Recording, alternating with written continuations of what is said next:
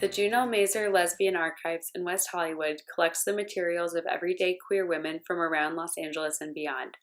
The collections include a wide range of objects with unique preservation needs, such as newspapers, scrapbooks, pulp novels, t-shirts, protest signs, and vinyl records.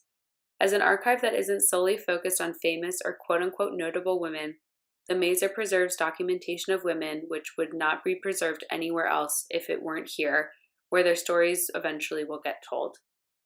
The building in which the Mazer is located is owned by the city of West Hollywood. In the last couple years, the Mazer's collections have largely been in storage while the building was being renovated. Though an environmental report informed some archivally sound infrastructural changes during renovation, a collection-level analysis was not conducted, and with the move back to the space from storage, new preservation concerns have arisen. We have identified 5 of the most pressing preservation concerns and some of their solutions. The first issue is that acidic items in the collection's unique subject files are deteriorating. As some of the most rare and ephemeral items in the Mazer and a top research priority for visiting scholars, these collections are the Mazer's top priority for preservation.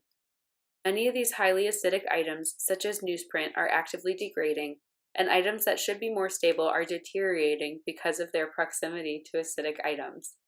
Non-archival hanging files slump in the file cabinets and snag materials.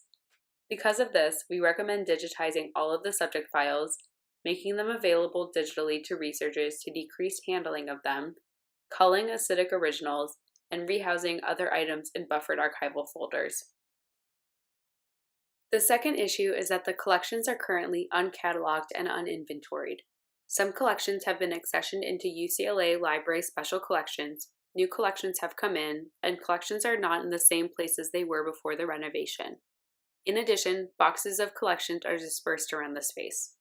Without knowing exactly what's in the space and where the collections live, it's difficult to make sure everything is accounted for and handled properly.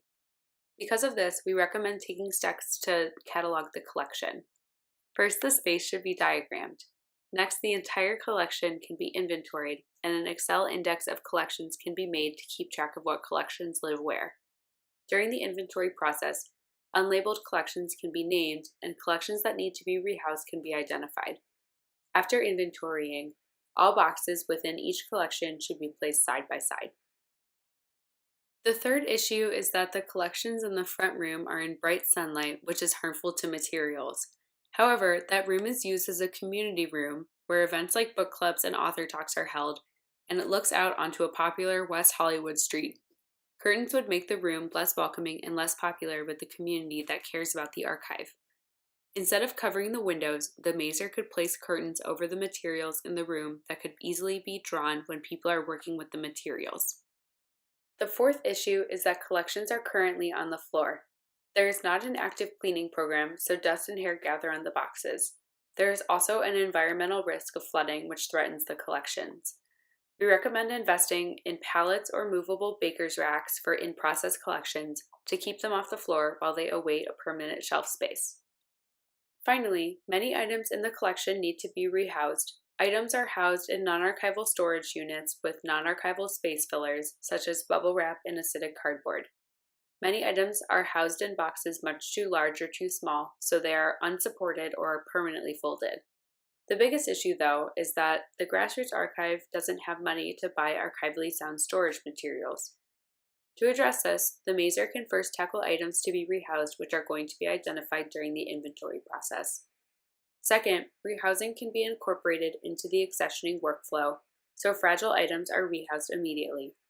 And with more education to the public and to community stakeholders about why rehousing materials is important for preserving this important history, and to fulfill their mission of being a space where lesbians live forever, the Mazer can actively solicit funds directly dedicated to the purpose of preservation.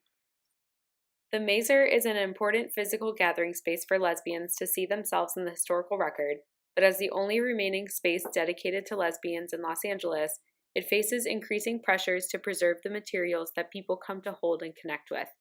Investing in preservation of the materials is the most important way that you can contribute to this ongoing story.